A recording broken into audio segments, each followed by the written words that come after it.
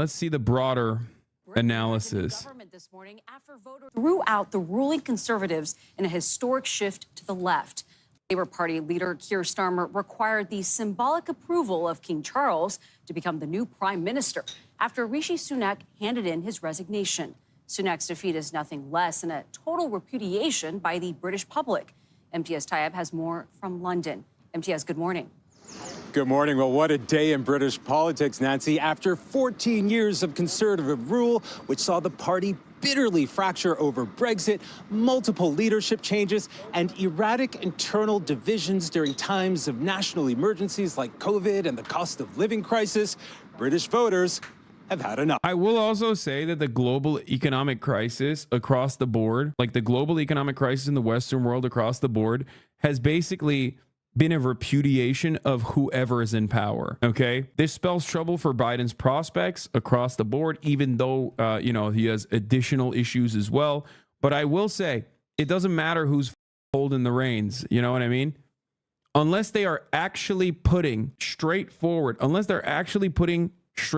policy measures to combat the affordability crisis in a meaningful way, it doesn't matter what they call themselves. People are going to be like, no, you're done. It is basically a weird time where there is incumbent disadvantage. Okay, it's odd. It's not about like, because you see it with Macron in France. Okay, center right, centrist neoliberal, getting absolutely cumstered. You see the Tories in the UK after 14 years get eviscerated. Okay, people are just like swinging. They're swinging at whatever they can. Mexico's a great example. Mexico, on the other hand, has put into Mexico has actually implemented certain policies that were broadly popular by the Mexican electorate, which is why they voted for the same party again. Okay, sure, there were a lot of issues, but that's why I said unless there's something that your current government is doing that people see as like a legitimate way to like try to stave off further issues. And if you are in the Western world, if you're in Western Europe, you definitely aren't doing enough because, there's not a lot of momentum in that direction, not a lot of momentum in either direction, really. And the only changes that can come will happen in the direction of further right-wing slants within governance, whether it be like raising the retirement age, whether it be trying to continue neoliberalism, trying to continue austerity in whichever way they possibly can, while packaging it as like, well, this is the sane, reasonable thing to do. Okay, but if you look at the vote share, Labor and Lib Dems have more votes combined than Tory and Reform. Brother, Lib Dems, like, what are we talking about? You think that like the OG Labor Party and liberal Democrats are supposed to be aligned? Like, what are we talking about right here? Lib Dems. Last time Labor had a super majority with Tony Blair, he said he regretted not being more progressive. I feel that Labor will do the exact same thing. This man, Keir Starmer, as far as I understand, unless he's been just like secretly faking it, and he actually is a socialist, but he's been secretly faking being a centrist in order to, like, I guess, I don't know, in his own calculations, not put the fear of God in a bunch of reactionary British voters. Unless he like changes course on what he has messaged thus far, okay, I think he's going to be more right-wing than Tony Blair. I hope that's not the case, but it doesn't seem like I'm wrong so far. Anyway, let's continue. And as Big Ben strikes 10, the exit poll is predicting a Labour landslide. Even before a single ballot was counted, it was clear Keir Starmer's Labour Party had won a massive majority. And as the vote counting went into the early hours, it was confirmed. We can now say with certainty that Labour have won the 2024 general election. For the Conservatives, the defeat wasn't just crushing, it was a near annihilation. The worst result faced by the party in its 200-year history. Major figures out of jobs. I mean, dude, they deserve so much worse. I mean, I'm being honest with you, like, they deserve to be imprisoned. Okay? This should have been nipped in the bud in the Thatcher era. Okay? They should have just straight up done like a people's tribunal on the entirety of the Conservative Party and sent them off to the mines, okay? Instead of privatizing said mines, they should have kept those mines, okay? They should have had state-funded mines that they shipped Thatcher and all the Tories to, and then done a serious re-education, okay? But they didn't. And the Tories have dominated British politics for a very long time. Specifically, the last batch was the past 14 years.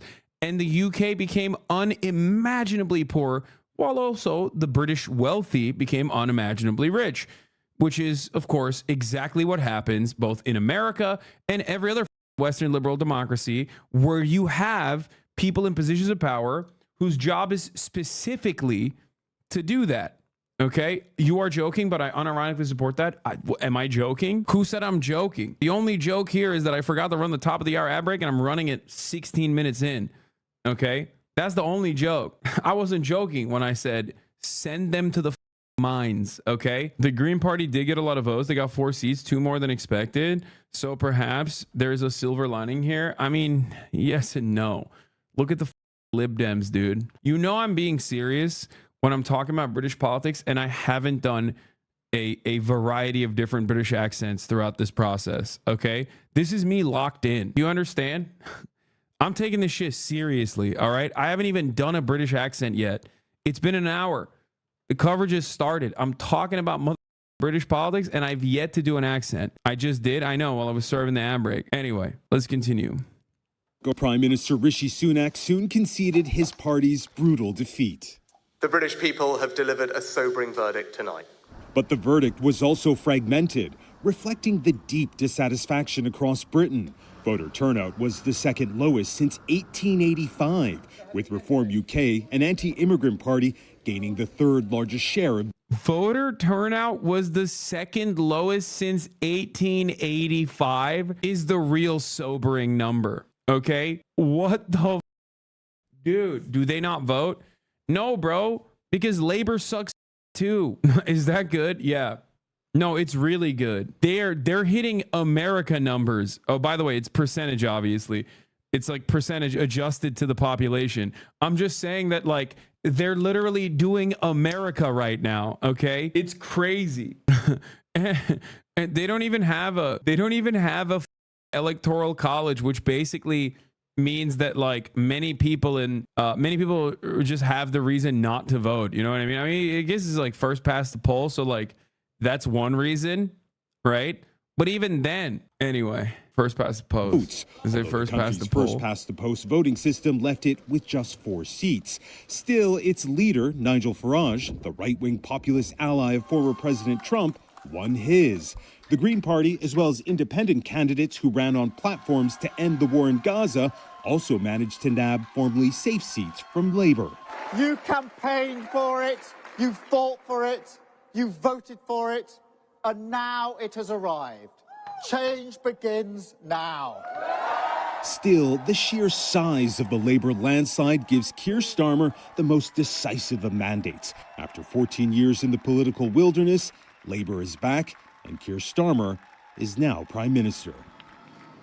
And with Keir Starmer now the latest occupant of 10 Downing Street, he's a prime minister who's inherited a fragile economy, crumbling infrastructure, and a disillusioned public.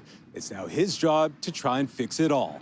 Oh, dude, England is so cooked. Like, dude, it is actually really bad. It is actually really bad. Like, when I say England is so poor, it's like, it's not normal, dude. It's like we're talking Alabama poverty, okay? When I heard that it was either on TrueAnon or Chapo, there was a British correspondent they had on talk about how like some hospitals in the UK can't have fat people on the second floor. I lost my mind because like the ground will collapse because of the short-term concrete that they used and then just kept instead of like beefing up their infrastructure in the hospitals. They just like basically left it and now it's rotting. So you can't even have fat people on the second floor.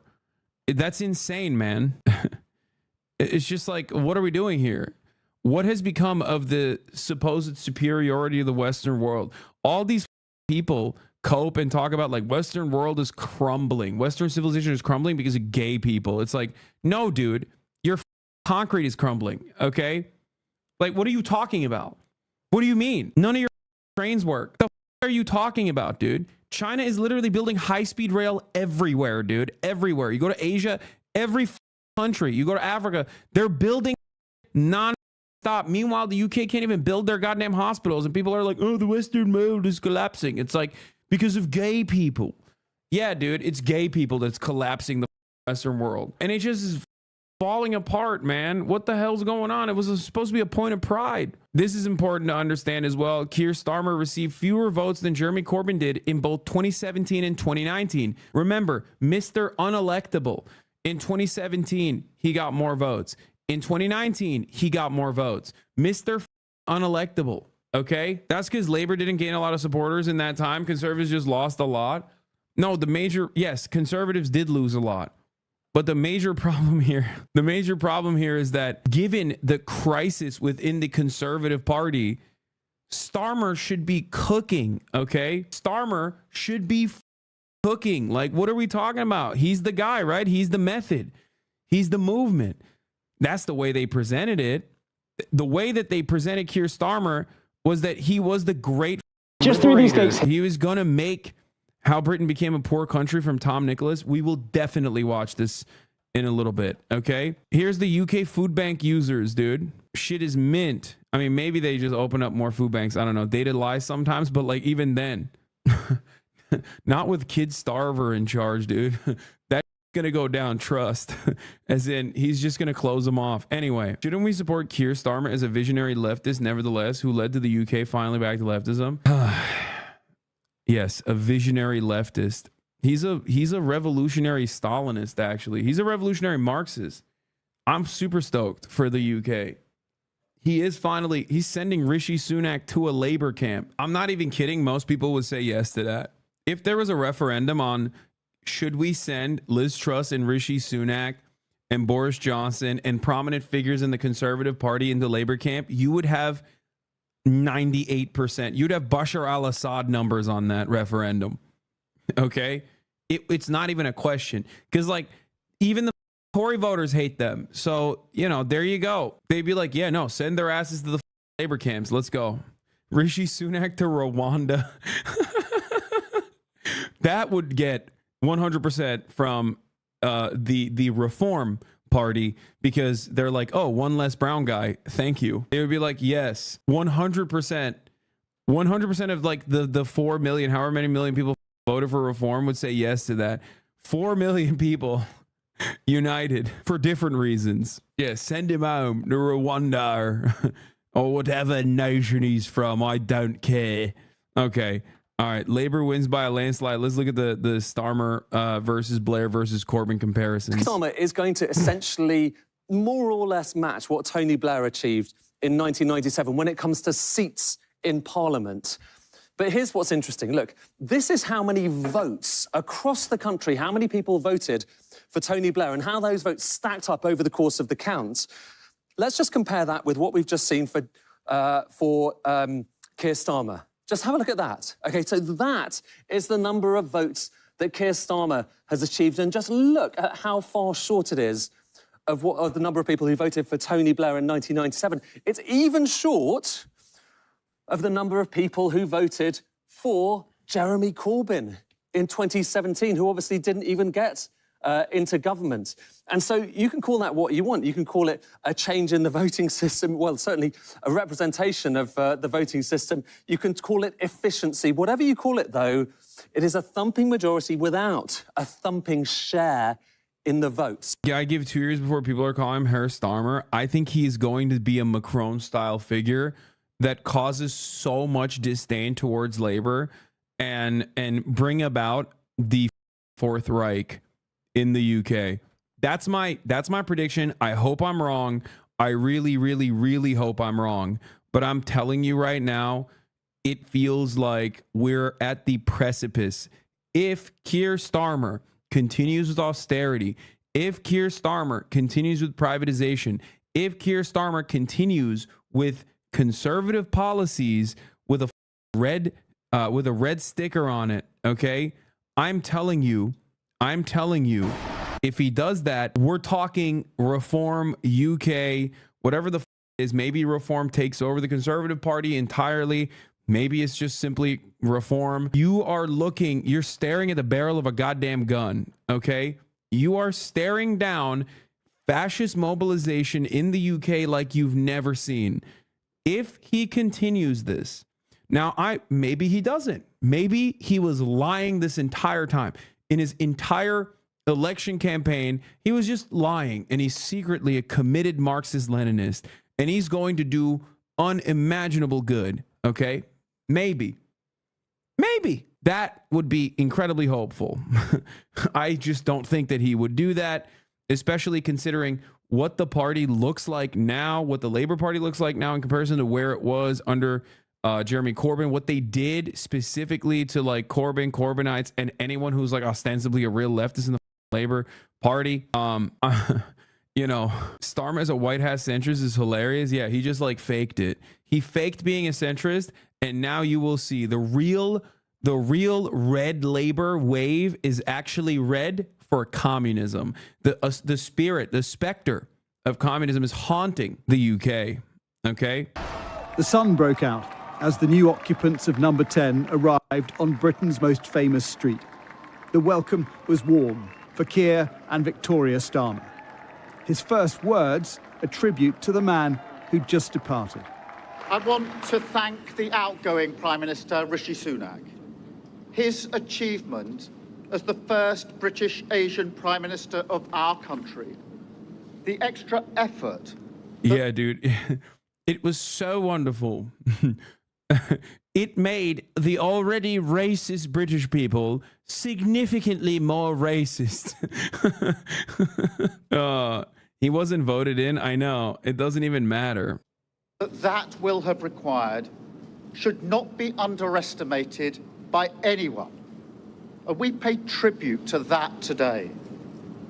And we also recognise the dedication and hard work he brought to his leadership.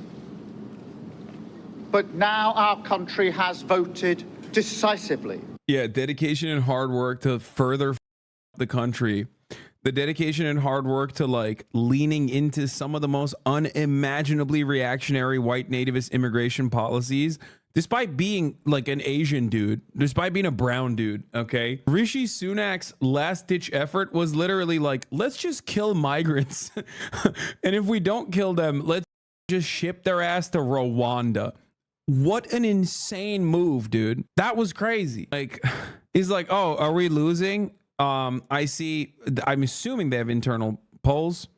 I assume that they have like internal polls that were showing that like Reform is like, you know, gaining momentum or whatever. And then his misdirection or his like party redirection was like, oh, are you guys really poor? Are you really angry about the affordability crisis? Are people going to die in the heat due to heat strokes?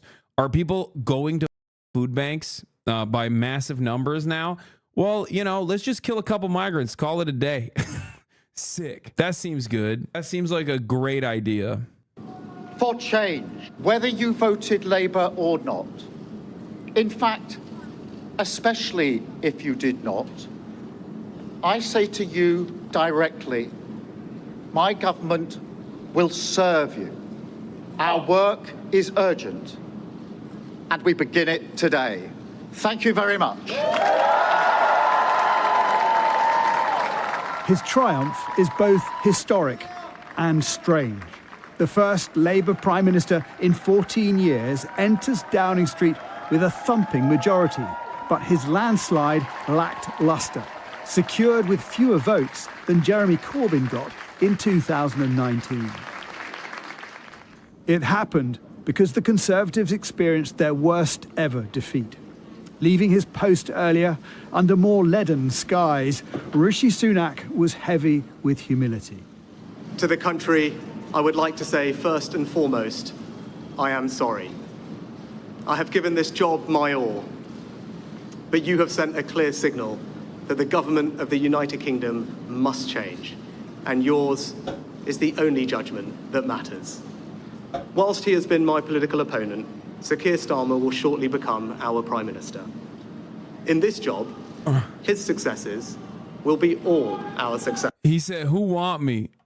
And everyone was like, "Not me." Who want me right now? Who want me? Yes or no? You want me? Nope. Why is she standing like that? Yeah, what's going on in the background, dude? I love the Democrat style rhetoric coming from Starmer, by the way. Did you guys pick up on that? Oh, to all the naysayers, I'm gonna serve you. That is verbatim what Joe Brandon said when he won. Like, that is such classic Democratic Party mealy-mouthed liberal, okay? Oh, yeah, so to those who don't believe in me, I will serve you perhaps the most. Which is like, what are you saying, dude? No, don't say that, okay? Anyway, yeah, English public on Rishi Sunak TikTok. This is a great TikTok. I know exactly what this is, because this is basically the election. Excuse me, sir, have you got a message for Rishi Sunak? Cough. Cough. Cough. I get He's a knob. Yeah, he's a prick. Have you got a message for Rishi Sunak? Who? The Prime Minister. Anyway, that's the overwhelming attitude from the British towards this administration. Okay? So if you're wondering how these election results came to be, that's, there you go. And I wish him and his family well. Whatever our disagreements in this campaign, he is a decent, public-spirited man who I respect. Both leaders gracious in victory and defeat. It was a very British exchange of power. Mr. Sunak will stand down as Tory leader once the arrangements for his successor are in place. He headed to the palace to resign ahead of Keir Starmer being commissioned to form a government by the King. This momentous day came after an extraordinary night. Who's worse, Tories or Republicans? I mean, come on, dude. The American Republican Party is already the Nazi party. What are you talking about? It's bad and worse. Like, the Tories are awful, but like, that's not a dude, the Tories are awful.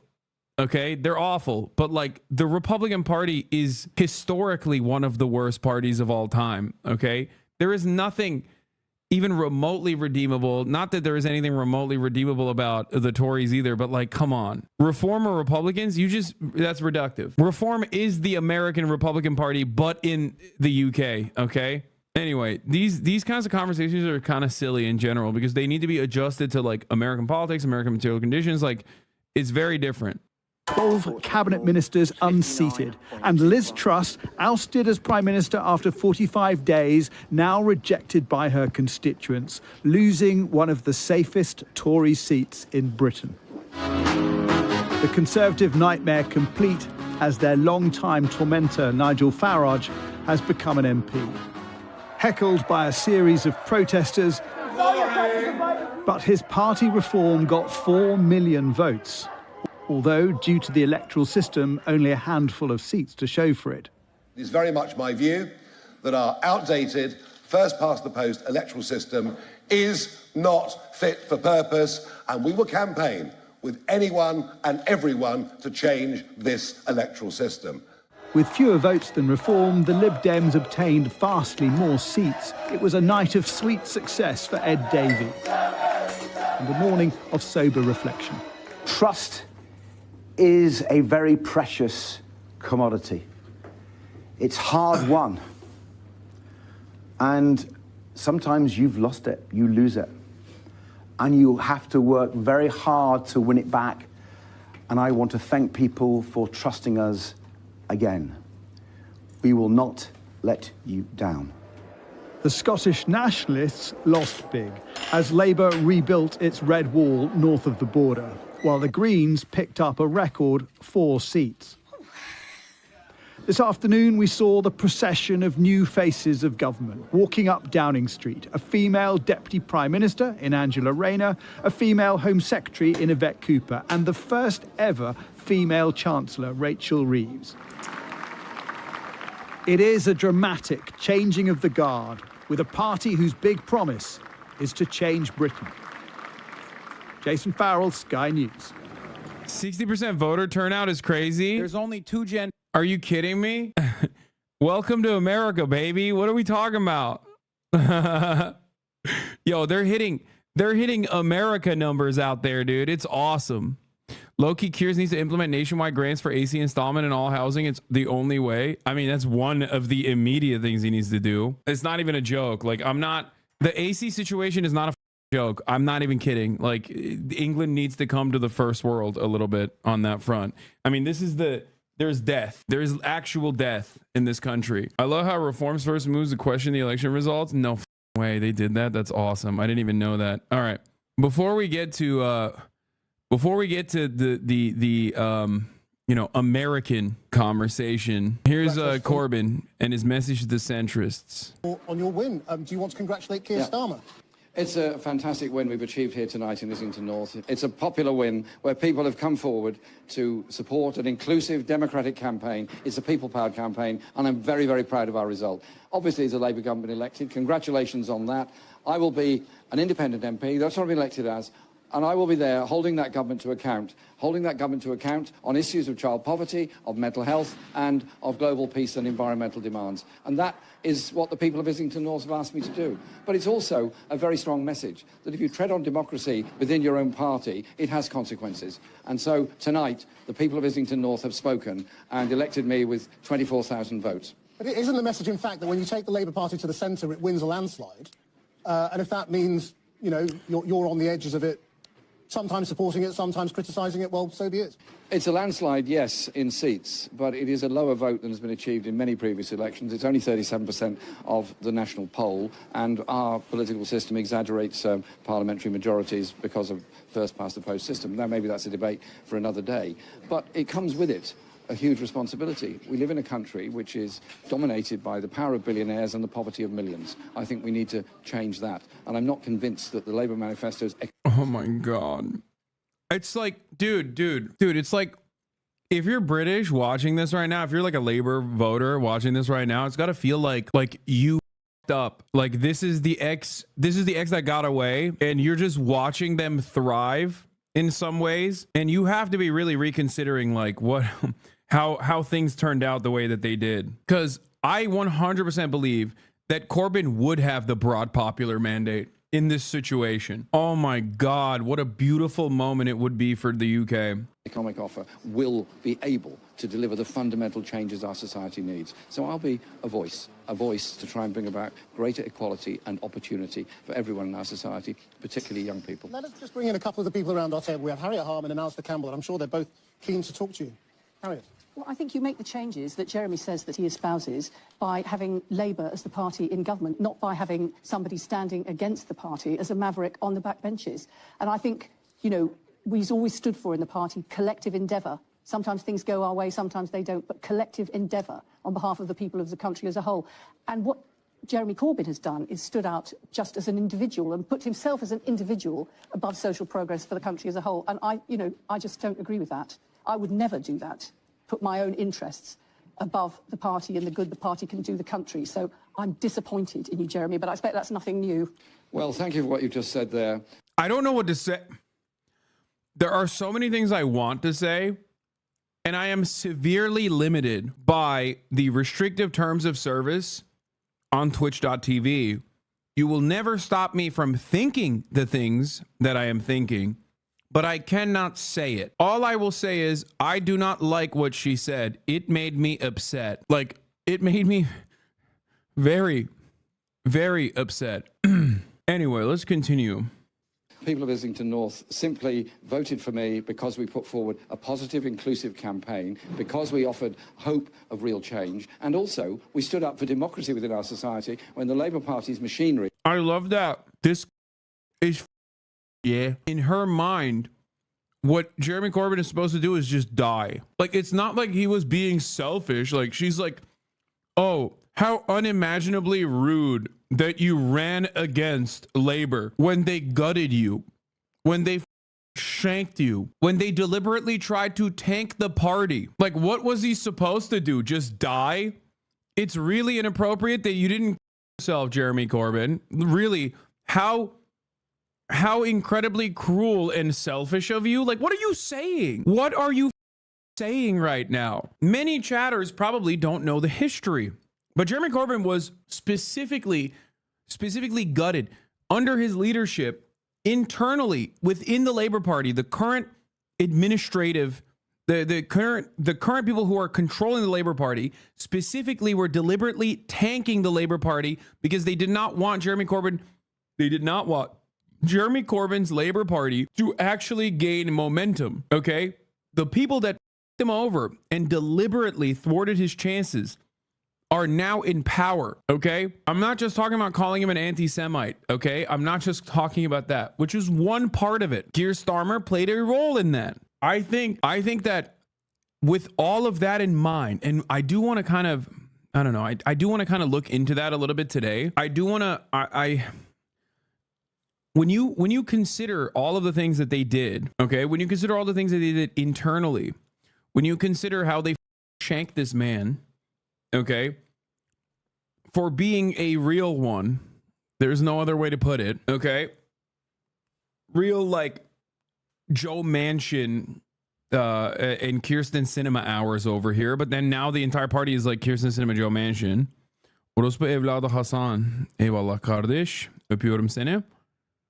I know the Labor Files is the entire documentary on it. My point is, what was he supposed to do? Just quit public life altogether? Like after decades of service, he was supposed to just quit because like they f*** him over? Insane. Shut up. Suck my... Saying that it's like messed up that he even ran against Labor as an independent is insane after what Labor did to him, okay? It was destroying democracy in Islington North. Jeremy, it's Alistair. Would you hope that one day, like me, having been expelled from the Labour Party, that you'd get back into it? Listen, Alistair, we've just had an election. I've been elected as an independent MP. I am very much part of the wider Labour movement. I've been a trade unionist all my life, and I'll be a trade unionist to the day I die. And I will obviously be campaigning and working with people both inside and outside the Labour Party. But I've been elected as an independent, and that's the mandate I've been given. Jeremy, it's Rory coming in here. Are you worried that Labour's going to come in with a kind of mini austerity? They're signing up to £18 billion worth of spending cuts. They're ruling out any additional borrowing. They're ruling out tax rises. How are they going to be able to invest in public services and get the country going again if they're running on an austerity package? I think you've taken us straight to the kernel of the problem. If the Labour manifesto doesn't... I can't believe I'm saying this, but that question is actually really good. He's absolutely right. And that is precisely the reason why I've been so critical. This is the reason why I'm so unimaginably critical of Keir Starmer. I fought... Because their mandate is just Tory light. Not even Tory light. It's just straight Tory. It's really up. Does offer any substantial changes either in taxation or in redistribution of wealth within our society, then how on earth can you bring about the social changes that are needed? Or are you going to go down the road of further wage freezes on top of the 20% cut in the living standards of the poorest people over the past 15 years? People voted for change and they expect to get it. So I would imagine there's going to have to be some serious heart searching about the economic direction in which this government is going to go, because if it doesn't deliver fundamental change, there's going to be a lot of very angry people out there. Jeremy, can I ask you one other question? What, if you were still the leader of the Labour Party, what would you do to handle what seems to be one of the developing stories this evening, which is that there is something of the rise of the radical right in this country? What, in your view, is the best way for the Labour Party to tackle that? Send them to the mines, baby. Send Nigel Farage and the Tories to the mines, okay? We need to increase our agrarian output. That's what I would say. We need re-education camps. We need labor camps, okay? Get the mines back running.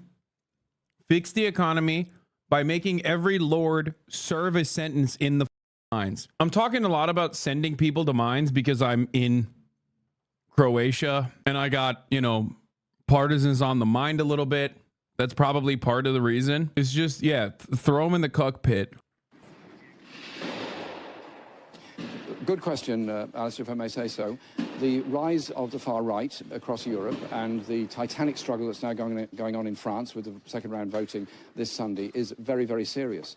The far right has risen because centre parties have moved to the right to try and mop up the support of the far right. Social democratic and centrist parties have moved a bit to the right with them. And we've had some appalling examples of blaming refugees, blaming migrants, blaming boat people that have made a perilous journey to try and get to a place of safety, as if they're the cause of the social problems of our society. Let's stop blaming minorities and start looking at the fundamental inequalities of our society. The message I put out throughout this campaign in my own constituency of Islington North is I am not getting into that of blaming people who've come, for example, from Bangladesh or somewhere else. I'm instead saying bring people together so we solve our problems together. And I think the rise of the far right is dangerous. You won't beat the far right by conceding the ground to the far right. You have to make a stand against their horrible message of hate and... How can you not love this guy? How can you not love this guy, dude? I mean, how could I not love this man? He's just right. No notes. He's so right. It's not like he's saying something like totally out of pocket here.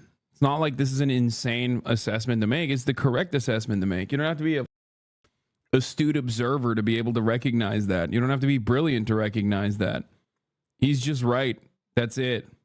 Jeremy, just finally before we lose you, I just want to fill in the viewers on the fact that Johnny Mercer has lost his seat and Therese Coffey, former cabinet minister, has also lost her seat. But I just want to finally ask you also about Labour's position on Israel-Gaza, which has been costly to the party tonight. Jonathan Ashworth has lost his seat. Other people are in trouble over it. What's the lesson?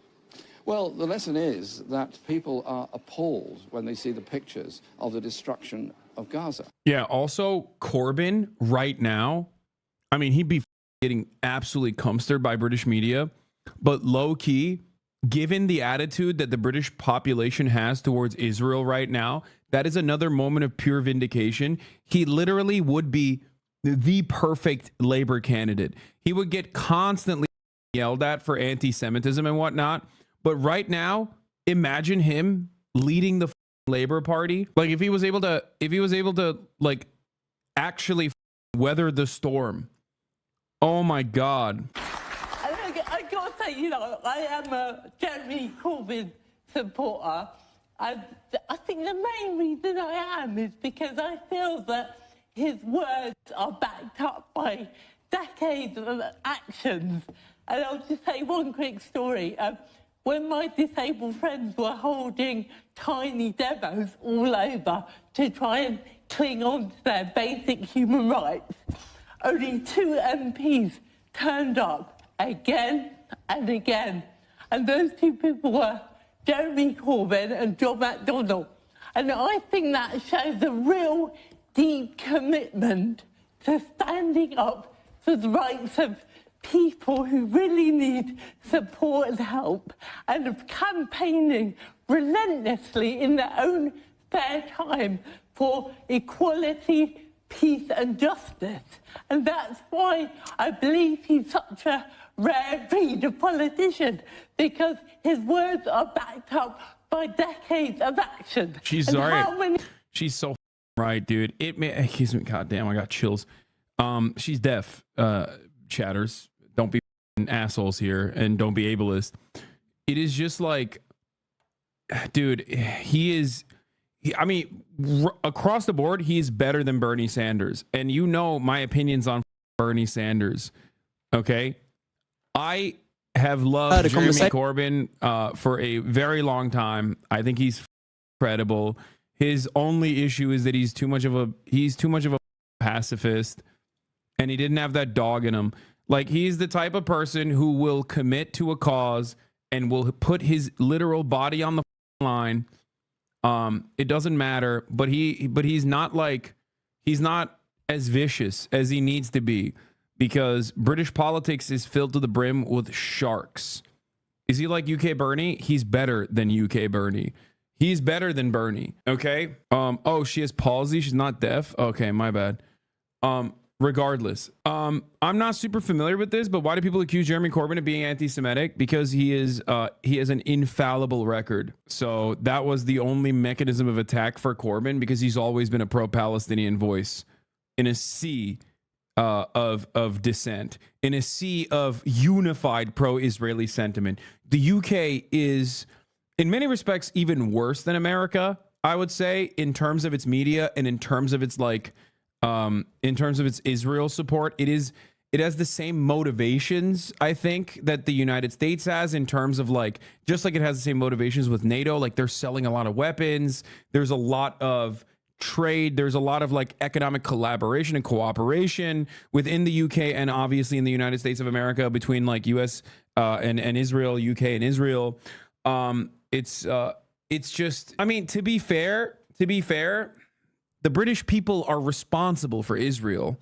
You know, they did create it. So I think that should probably help you understand it. So like, especially at a time when like Corbyn has been such an outspoken advocate, saying things like we should be more reasonable about Hezbollah. You know what I mean? Like that's like completely within, like that is completely outside of the bounds of reason for like anyone over the age of 40, even especially back then when he said that. You know what I mean? Like, like nowadays, there is a lot more leeway for Palestinian emancipation. Like, demonstrating that kind of sentiment is actually no longer a burden, but a benefit. But back then, it was like, what are you saying? Like, that's crazy. You hate Jews. Like, that was what they hit him with. It's because he was right. He was right. He was always right. He is right, and he was right. And obviously that's part of the reason, like him exhibiting that bravery at a time when many people were too cowardly to say anything, I personally think is, I'll tell you this much. There are a lot of leftists who I cooperate with, who I appreciate. There are a lot of like, center left, leftist, progressive commentators. There's always a voice in the back of my mind because I always look back at how they treated Jeremy Corbyn. Someone said Mehdi Hasan. That's a good example. Okay. That's a good example. Mehdi Hasan kind of has to do that because he was like a little bit too much of a fundamentalist back in the day. So that past haunts him in British politics in general. So he like, I'll give him more leeway than like Owen Jones for the most part. You know what I mean? Like there are a lot of people that at the time absolutely played into the anti-Semitism shit. I never caved. I thought that was like an insane, I thought it was an unimaginable cruelty and an unimaginable wrong to put on a person who has dedicated his entire life to fighting against the apartheid in South Africa, fighting against the apartheid in Israel. So isn't designating a country for an ethnicity of people most insanely racist and freakish thing you can do? Yeah. Yep. You and I called out the bullshit the entire time. It was always bad faith. Not only was it bad faith, but it came to America. They tried to, the Democratic majority for Israel is literally owned and operated by the same people that did this shit to Corbyn in the UK. And they tried to do it to Bernie Sanders. Obviously, Americans are too stupid to understand that, like, yes, a Jewish person could very well be anti-Semitic, but this time it was for good. So every American was like, what are you talking about? He's Jewish. Shut the fuck up. But they did do that to Rashida Tlaib, Ilhan Omar, many others. Not to say that Bernie Sanders is anti-Semitic, by the way. Of course, I'm not saying that. I'm just simply saying that, like, yes, a Jewish person can absolutely be anti-Semitic. Ben Shapiro exists. But, Americans are too stupid to recognize that. And it kind of backfired on the Democratic majority for Israel at the time. So anyway, let's continue. You had with Corbyn a moment ago. What did you say? So we was experiencing homelessness here in Islington, and the council offered me a property, but it was taking forever to. Bro, I'm telling you, Corbyn is like a once in a lifetime figure. I don't know. I glaze him a little too much. Like, you never hear me glaze a politician like this. Okay. He has stories like this by the thousands. Okay. Like he has, you go up to a person and be like, what do you think about Jeremy Corbyn? They'll be like, I was homeless and he gave me a house. Like, it's not even just like his broader, policy prescriptions or anything, which I obviously align with. It's like, he's also an unimaginably nice guy. Okay. He would never serve the 3-minute ad break at the top of the hour, unlike me. Why is he better than Bernie? Just wondering. Because his positions on the Israeli apartheid is unshakable. Did he recently get into electoral politics as an elected? What? He's been what? No, dude, he's been an MP since like the 80s. No. Or 90s? I don't know exactly when he started, but no, dude, he's been around for a very long time. You know, Bastani misses leg day. Listen, I'm not going to hit him with that. He used to be super yoked, and he's getting back into it. He's getting back in shape. I like it. And at the same time, we was fleeing domestic abuse, and I was stuck in this flat, and obviously we was unsafe. So I emailed Jeremy Corbyn directly, and he spoke to the council. Oh yeah. Also, like I said at the top of the hour, there's a 3-minute ad break. So that is what's going to happen to you if you no longer want to see those ads. All you need to do is subscribe for $5 or for free with Twitch Prime. His story is like some revolutionary propaganda. He's always there for the least fortunate. He dedicated his life to just making people's lives better. Yeah, it's like, it seems stupid. Like it seems surreal how nice of a person he is. And now we have this beautiful 2-bed council property, but it's like a converted house. It's so gorgeous, and it's in a nice area, and it's like from where we came from to this now, and it was because of him. I promise that you weren't canvassing, you just happened to pass by and... I saw him down there, I was like, I need to say thank you. Represent us. Dude, that's so... Dude, it's crazy. She said, Jeremy Corbyn saved me from like homelessness and domestic abuse, dude. And it's not a unique story. There are so many stories like this. This man does this shit literally in his free time. God, he's so amazing. I love him so much. And I'm so angry. I will never forgive England for what they did to him. Okay? This is the type of shit they did to him. Rachel Riley defends Corbyn t-shirt and thanks fans for support. Jeremy Corbyn is a racist endeavor is the t-shirt that she posted. You know what he was actually holding up? You know the placard that he was actually holding up in the original photo? Oh my God, this article doesn't even show the original photo. Oh my God, Rupert Murdoch needs to be launched into the sun on a one-way ticket, dude. Are you kidding me? Like, Sky News, you guys are such demons, bro. Oh my Lord. It doesn't even show the original photo? Are you serious? That's crazy. That's crazy. It's literally, they buried the lead. Oh my God. The image has been edited from an original photograph of Mr. Corbyn being arrested at a London protest against racism in South Africa back in 1984 during his first year as an MP.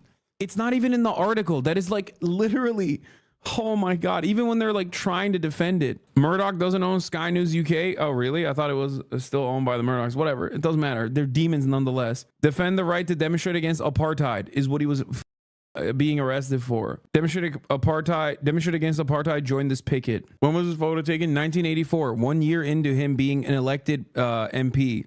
Oh. What's my brother? You know that we love you with all our hearts. Thank you, darling. With your support. Also the Americans, we are with you. Sí, todos los American Latinos.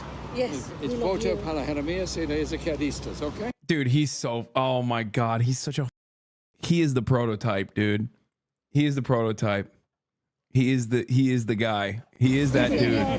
He is that bitch, bro. He is that bitch. How often a day are you being stopped by people?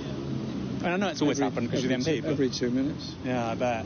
Is that a problem in terms of campaigning? Because disrupting you constantly. But you actually meet more people walking around the streets than you do knocking on doors. Hello. Hello, love. How are you doing? We've been walking, I swear to God, 100 metres, stopped 4 times. Hey! How you doing? Just crazy. The right-wing press uses earrings as an MP as an attack in 2019. Brother, the right-wing press literally said that him biking everywhere was because he's a Maoist, okay? Do you understand how horny they were for him? They said he has a Maoist bike. You think I'm joking? Let's look it up, okay? Corbyn Maoist bike. Jeremy Corbyn hits back at the press from asteroids to Maoist bicycles. Revealed how Jeremy Corbyn welcomed the prospect of an asteroid wiping out humanity, attacked pigeon prejudice, and demanded a ban on Action Man toys. Revealed the evil monster haunting Jeremy Corbyn's past. Mar is snubbed for a day at church. Where's the Maoist bicycle thing? I remember seeing it at the time. It was incredible. I think it's one of those articles, like literally. It was the subtitle in the Times. The new Labour leader treated himself to a black cab at his home yesterday, abandoning his Chairman Mao-styled bicycle his neighbours always see him riding. Other than that, Jeremy Corbyn treated much of the weekend like any other. You can see here Jeremy Corbyn eating a sausage, much like Stalin would. Sausages, a Stalin-style sausage he was eating. They said he was anti-Semitic because he said Epstein instead of Epstein, okay? They said he was anti-Semitic because he said Epstein. That's not even a dude. These people are not even, like, they were not playing around. That's when I truly realized, like, I always knew that, like, British media sucks, right? I never knew how bad it was. I'm telling you, that's why for years and years, I've told you since this shit happened, I told you for years and years, like, if you think the American press is bad, like, British press is so much worse, dude. Piers Morgan, whose show I go to all the time, you need to understand something. That mother was investigated for, like, hacking into the royals' phones, bro. They do not play around over there. They are insane. British media is fucking insane, dude. Or not the royals' phone, a dead girl's phone. Anyway.